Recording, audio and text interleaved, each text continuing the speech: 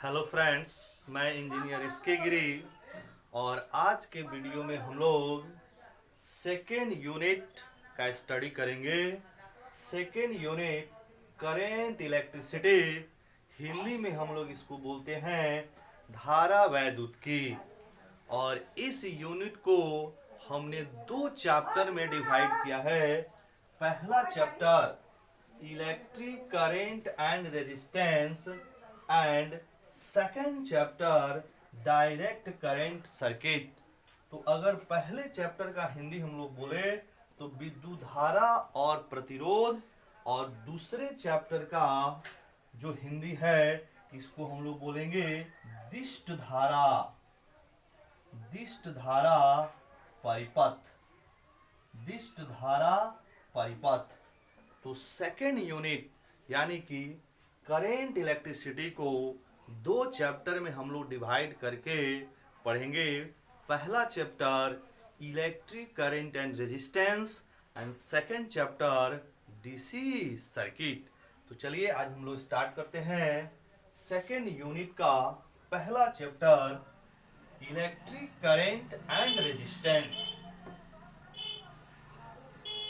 First chapter electric current and resistance.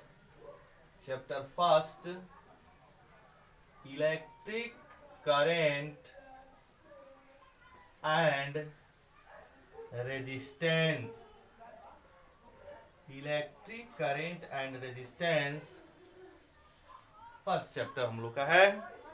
अब हम लोग इस चैप्टर में सबसे पहला पॉइंट या पहला टॉपिक जो बोले इसको हम लोग नाम देंगे इलेक्ट्रिक करंट।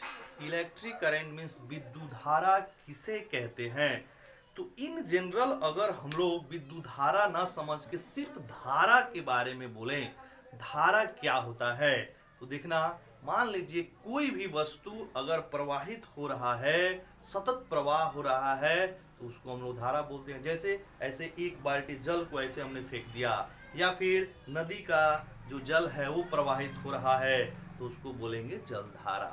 अगर मान लीजिए एक बाल्टी आपके पास दूध है और इसको फेंक दिया ऐसे, या फिर कहीं किसी पाइप में दूध प्रवाहित हो रहा है तो उसको हम लोग बोलेंगे दूध की धारा, है कि नहीं। बिल्कुल उसी तरह अगर कहीं किसी भी चालक के अंदर इलेक्ट्रॉन है, यानी कि अगर कोई इलेक्ट्रॉन है और आपका चालक के अंदर प्रवाहित हो रहा है तो उसको हम लोग बोलेंगे विद्युत धारा, है कि नहीं। यानी किसी चालक के अंदर इलेक्ट्रॉनों की जो प्रवाह होती है उसी को क्या बोलते हैं, विद्युत धारा। जैसे जल की प्रवाह को जल धारा, दूध की प्रवाह को दूध की धारा, उसी तरह किसी चालक के अंदर इलेक्ट्रॉनों की जो प्रवाह होती है उसे क्या बोलते हैं, विद्युत धारा, है कि नहीं। तो अगर इसको हम लोगों को परिभाषित करना हो तो कैसे करते हैं, इसकी डेफिनेशन होती है किसी चालक के अंदर आवेशों की प्रवाह की दर को विद्युत धारा कहा जाता है। इंग्लिश में बोले the rate of flow of charges in a conductor is known as current, यानी कि इलेक्ट्रिक करंट। किसी भी चालक के अंदर आवेश का जो प्रवाह की दर होता है उसी को हम लोग बोलते हैं विद्युत धारा। तो अगर हम लोग विद्युत धारा का डेफिनेशन लिखें, इलेक्ट्रिक करंट की डेफिनेशन लिखें, इलेक्ट्रिक करंट, तो इसकी डेफिनेशन हो जाएगी the rate of flow of charges in a conductor is known as electric current, is known as electric current। यानी किसी चालक के अंदर आवेश प्रवाह की दर को क्या बोलेंगे, इलेक्ट्रिक करंट। अब इलेक्ट्रिक करंट को हम लोग कैपिटल आई या फिर स्मॉल आई से जनरली डिनोट करते हैं। तो यहाँ लिख सकते हैं it is generally denoted by capital I और small I। दोनों में किसी से भी कैपिटल आई से भी डिनोट किया जाता है करंट को, और स्मॉल आई से भी करंट को आपका डिनोट किया जाता है। तो अब इसकी अगर हम लोग मैथमेटिकल डेफिनेशन देखें तो मैथमेटिकल डेफिनेशन क्या है, देखिएगा। मान लीजिए अगर हमारे पास एक कंडक्टर है और ये जो कंडक्टर का शेप है ये यूनिफॉर्मली शेप है, यानी जिस तरह ये मार्कर का शेप है यूनिफॉर्म, अगर यहाँ तक की बात करें तो ये जो मार्कर है बिल्कुल यूनिफॉर्म है शेप इसका। उसी तरह हमारे पास एक कंडक्टर है और इस कंडक्टर के अंदर बहुत सारे इलेक्ट्रॉन जो है वह यूनिफॉर्म मोशन कर रहा है। यूनिफॉर्म मोशन की मतलब क्या है, या इसकी डायरेक्शन और इसकी जो मैग्नीट्यूड है वो क्या है, एक तरह का है, यानी कि एक समान है। तो इस तरह अगर किसी कंडक्टर के अंदर इलेक्ट्रॉन फ्लो करता है तो इसके लिए इलेक्ट्रिक करंट का जो फॉर्मूला मिलता है I is equal to Q by T, where Q is the charge and T is the time, where Q is the charge and T is the time, यानी कि I is equal to Q by T किसके लिए, for uniform flow. अगर charges का flow uniform है तब इस formula का यूज करेंगे I is equal to Q by T। लेकिन बहुत ऐसे कंडक्टर है जिसका शेप क्या होता है, यूनिफॉर्म नहीं होता है। तो नॉन यूनिफॉर्म शेप के लिए, या ऐसे बोले नॉन यूनिफॉर्म फ्लो के लिए कौन सा फॉर्मूला लगाएंगे। मान लीजिए अगर आपका इस तरह का कोई कंडक्टर है और इसमें जो है इलेक्ट्रॉन नॉन यूनिफॉर्म क्या कर रहा है, मोशन कर रहा है, तो इसके लिए हम लोग फॉर्मूला लगाते हैं I is equal to dq by dt, यानी ये फॉर्मूला तब यूज करेंगे फॉर नॉन यूनिफॉर्म फ्लो। अगर आपका चार्ज का फ्लो नॉन यूनिफॉर्म है, यानी कि एक समान नहीं है, कहीं पर चार्जेस की वेलोसिटी ज्यादा है, कहीं पर कम है, कहीं पर डायरेक्शन अलग है, कहीं दूसरे जगह डायरेक्शन है, तो इस तरह का जो भी आपका फ्लो होगा उसके लिए करंट का जो फॉर्मूला होगा I is equal to dq by dt। अब देखिएगा dq by dt का मतलब जो होता है बहुत छोटे समय के लिए, बहुत छोटे समय के लिए जो भी इसमें नॉन यूनिफॉर्म मोशन होगा वह भी एक यूनिफॉर्म मोशन की तरह बिहेव करेगा। यानी कि dq by dt का मतलब है कि बहुत कम समय के लिए, यानी कि इनफिनाइटली स्मॉल टाइम, इसके लिए भी अगर नॉन आपका यूनिफॉर्म मोशन है तो फिर वो यूनिफॉर्म मोशन की तरह बिहेव करेगा। इसीलिए हम लोग I is equal to dq by dt लगाते हैं फॉर नॉन यूनिफॉर्म फ्लो, और I is equal to q by t किसके लिए, फॉर यूनिफॉर्म फ्लो। तो ये हो गई हम लोग का डेफिनेशन इलेक्ट्रिक करंट से रिलेटेड। इलेक्ट्रिक करंट का डेफिनेशन हम लोग का है कि अगर किसी भी चालक के अंदर जो आवेश की प्रवाह की दर होता है उसी को क्या बोलते हैं, इलेक्ट्रिक करंट बोलते हैं। अब जरा इसकी इंपॉर्टेंट पॉइंट्स की बात करें तो कुछ इंपॉर्टेंट पॉइंट्स है जिसको हम लोग को जान लेना काफी आवश्यक है। हम लोग बिल्कुल जीरो लेवल से स्टार्ट करेंगे और इसके हाई लेवल यानी जे नीट और आपका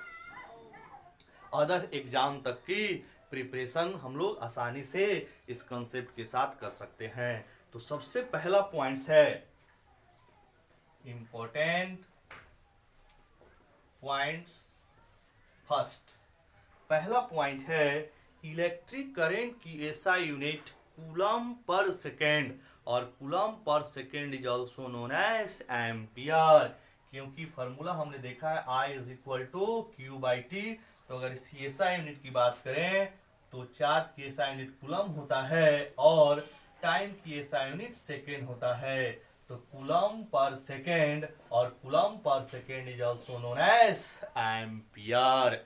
तो पहला इसका पॉइंट क्या हो जाएगा, first point the SI unit of electric current is coulomb per second और एम्पियर।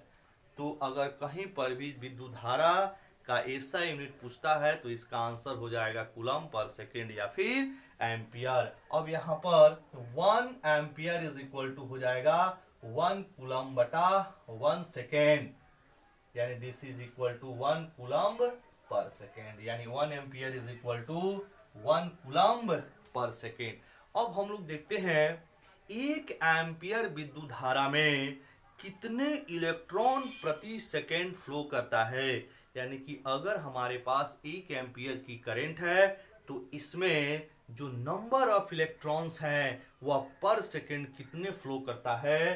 तो अगर हम लोग इसको देखें तो 1 ampere is equal to 6.25 into 10⁻18 electrons per second, क्योंकि 1 कूलम चार्ज में कितने इलेक्ट्रॉनों की संख्या होती है। 1 कूलम चार्ज में इलेक्ट्रॉनों की संख्या जो होती है 6.25 इंटू 10⁻18 इलेक्ट्रॉन्स, इसीलिए 1 coulomb charge is equal to 6.25 into 10⁻18 electron per second, है कि नहीं। ये पहला पॉइंट है। सेकेंड पॉइंट, इसकी डायमेंशन की बात करें तो हम लोग ऑलरेडी जानते हैं 11th में पढ़े हैं, electric current is a fundamental quantity. अगर इलेक्ट्रिक करंट फंडामेंटल क्वांटिटी है तो इसकी डायमेंशन निकालने के लिए अदर फिजिकल क्वांटिटी की कोई नेसेसिटी नहीं है। इसीलिए इसकी जो डायमेंशनल फार्मूला होता है वह कैपिटल ए भी लिखते हैं और बहुत सारे बुक में कैपिटल आई भी लिखा होता है। यानी इसकी डायमेंशन फार्मूला क्या हो जाएगी, कैपिटल ए या फिर कैपिटल आई। तो इसको लिख सकते हैं यहाँ पर, the dimensional formula of electric current is capital A और कैपिटल आई। दोनों में कोई भी हम लोग यूज कर सकते हैं, कैपिटल ए भी यूज कर सकते हैं या फिर कैपिटल आई भी यूज कर सकते हैं, है कि नहीं। तीसरा पॉइंट इसका देखते हैं, थर्ड पॉइंट, ये काफी इंपॉर्टेंट पॉइंट्स है और यहाँ पे बहुत ऐसे बच्चे हैं जो कंफ्यूज रहते हैं, तो इसको समझ लेना काफी जरूरी है। तीसरा पॉइंट क्या है, इलेक्ट्रिक करंट वेक्टर क्वांटिटी है या स्केलर क्वांटिटी है। तो जान ले, इलेक्ट्रिक करंट जो है वह एक स्केलर क्वांटिटी होता है, अदिश राशि होता है कि नहीं। लेकिन इसमें डायरेक्शन होता है और इसमें मैग्नीट्यूड भी होता है। यानी विद्युत धारा में direction as well as magnitude होते हुए भी यह एक अदिश राशि होता है। भाई क्यों, इसलिए क्योंकि यह वेक्टर एडिशन रूल को फॉलो नहीं करता है। और हमारा वेक्टर का डेफिनेशन होता है कि वैसा फिजिकल क्वांटिटी जिसमें मैग्नीट्यूड हो, डायरेक्शन हो और साथ ही साथ वो वेक्टर एडिशन रूल को फॉलो करता हो, तब वो वेक्टर क्वांटिटी होता है कि नहीं। तो इसमें दो तो है, यानी कि डायरेक्शन और मैग्नीट्यूड तो है, लेकिन तीसरा जो कंडीशन है वो फिलफिल नहीं करता है, यानी कि वो वेक्टर एडिशन रूल को फॉलो नहीं करता है, इसीलिए कैसा राशि है, स्केलर क्वांटिटी है। तो इसको लिख सकते हैं हम लोग तीसरे पॉइंट में, थर्ड पॉइंट लिख सकते हैं इसका। Third point, electric current is a scalar quantity but it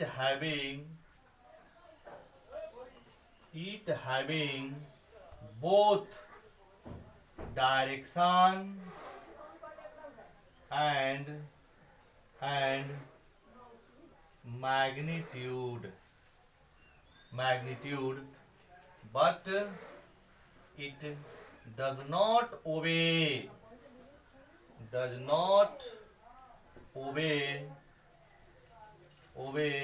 vector addition rule, यानी कि यह एक स्केलर क्वांटिटी है लेकिन इसमें मैग्नीट्यूड और डायरेक्शन है, लेकिन यह सदिश जोड़ नियम का पालन नहीं करता है, इसीलिए यह एक स्केलर क्वांटिटी है। फिर से हमने यहाँ पर अंडरलाइन कर दिया, it is a scalar quantity. अगर आप बोलते हैं कि इलेक्ट्रिक करंट वेक्टर है तो आप 100% रॉन्ग है, क्योंकि electric current is a scalar quantity, है कि नहीं। और अभी हमने बोला कि इसमें डायरेक्शन होती है, मैग्नीट्यूड होता है। तो अब हम लोग आते हैं इसकी डायरेक्शन कैसे हम लोग निकालते हैं, इसकी डायरेक्शन कैसे होती है इसके बारे में। तो हम लोग का जो चौथा पॉइंट है, फोर्थ पॉइंट, इसको हम लोग देखते हैं। फोर्थ पॉइंट, मान लीजिए हमारे पास एक कंडक्टर है और इस कंडक्टर में positive charge right side flow कर रहा है, और एक कंडक्टर हमारे पास है जिसमें negative charge right side flow कर रहा है। अब इन दोनों कंडक्टर में इलेक्ट्रिक करंट की डायरेक्शन हमें निकालना है। ये हमने लिया पहला कंडक्टर, ये हमने लिया दूसरा कंडक्टर। तो अभी हमने देखा है डेफिनेशन में, the rate of flow of charges in a conductor is known as electric current. तो चार्ज का फ्लो के कारण जो हम लोग को मिलता है वही इलेक्ट्रिक करंट है। अब इसकी डायरेक्शन किधर होगी, ये positive charge left to right चल रहा है और इसमें negative charge left to right चल रहा है। तो याद रखिएगा कि जो करंट की डायरेक्शन होती है वह पॉजिटिव चार्ज के वेलोसिटी की डायरेक्शन में होता है, यानी कि जिस डायरेक्शन में पॉजिटिव चार्ज फ्लो करेगा उसी डायरेक्शन में इलेक्ट्रिक करंट की डायरेक्शन होगी, और इसका उल्टा यानी इसकी विपरीत अपोजिट, जिस डायरेक्शन में निगेटिव चार्ज फ्लो करता है उसके अपोजिट डायरेक्शन में इलेक्ट्रिक करंट की डायरेक्शन होती है। तो पहले कंडक्टर के लिए देखिएगा, positive charge right side flow कर रहा है, इसीलिए इसमें करंट की डायरेक्शन राइट साइड में होगा, और इसमें निगेटिव राइट साइड फ्लो कर रहा है, इसीलिए इसमें करंट की डायरेक्शन जो होगी वह लेफ्ट साइड में होगी, यानी कि आपके निगेटिव चार्ज के फ्लो के अपोजिट डायरेक्शन में, है कि नहीं। ये हम लोग का चौथा पॉइंट है। पांचवा पॉइंट हम लोग समझते हैं। पांचवा पॉइंट समझना नहीं है, ये हम लोग जान लें कि इलेक्ट्रिक करंट जो होता है वह दो तरह के होते हैं। एक को हम लोग बोलते हैं एसी यानी कि अल्टरनेटिंग करंट, और दूसरे को हम लोग बोलते हैं डीसी, इसको हम लोग बोलते हैं डायरेक्ट करंट। तो एसी हम लोग पढ़ेंगे इसी क्लास में, यानी कि 12th क्लास में ही। आगे electromagnetic induction and AC circuit वाले यूनिट में, और डीसी पढ़ेंगे इसी चैप्टर में। तो इसीलिए यहाँ इस वीडियो में हम एक्सप्लेन नहीं करेंगे, जहाँ का चीज़ है वहीं हम लोग उसको एक्सप्लेन करेंगे, है कि नहीं। तो आज हमने इस वीडियो में देखा इलेक्ट्रिक करंट क्या है, इसका फंडामेंटल कंसेप्ट, है कि नहीं। अब हम लोग नेक्स्ट वीडियो में इसके आगे प्रोसीड करेंगे, है कि नहीं। तब तक के लिए थैंक यू।